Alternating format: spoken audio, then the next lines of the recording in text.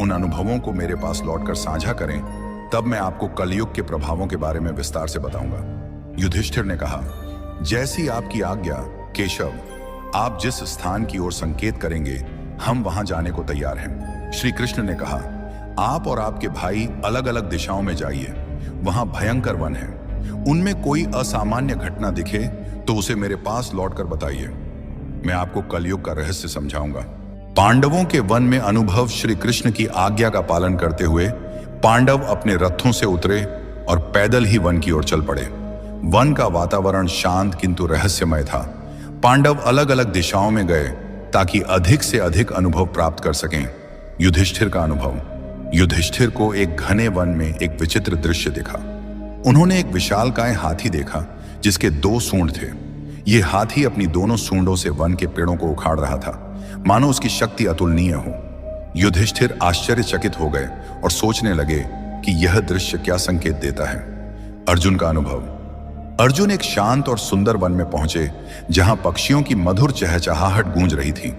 वहां उन्होंने एक विशाल पक्षी देखा जिसके पंखों पर वेदों की रचाएं लिखी थीं, किंतु यह पक्षी मृत जीवों का मांस खा रहा था। अर्जुन ने सोचा, यह कैसा विरोधाभास है।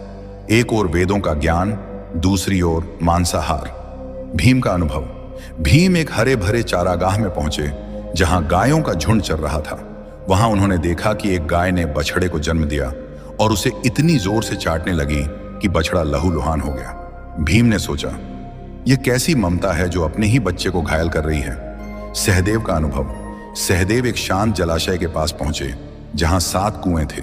6 कुओं में पानी भरा था, किंतु सबसे गहरा बीच वाला कुआं पूरी तरह सूखा था। सहदेव ने इस दृश्य को देखकर सोचा कि यह क्या संकेत देता है। नकुल का अनुभव। नकुल एक पर्वतीय क्षेत्र में पहुंचे जहां ऊंचे ऊंचे पर्वतों पर हरे भरे वृक्ष थे। उन्होंने देखा कि एक विशाल शिला पहाड़ से लुढ़क रही थी जो अपने रास्ते में बड़े बड़े वृक्षों को उखाड़ रही थी, किंतु एक छोटे से पौधे के पास पहुंचते ही वह शिला रुक गई। नकुल इस दृश्य से स्तब्ध रह गए। श्री कृष्ण द्वारा अनुभवों का अर्थ शाम होते ही पांडव वन से लौटे और श्री कृष्ण के पास अपने अनुभव साझा करने पहुंचे। युधिष्ठिर का अनुभव। युधिष्ठिर ने कहा, हे प्रभु, मैंने 1-2 सूंडों वाला हाथी देखा। श्री कृष्ण ने मुस्कुराते हुए कहा, हे धर्मराज, यह दृश्य दर्शाता है कि कलयुग में शासक दोनों ओर से शोषण करेंगे।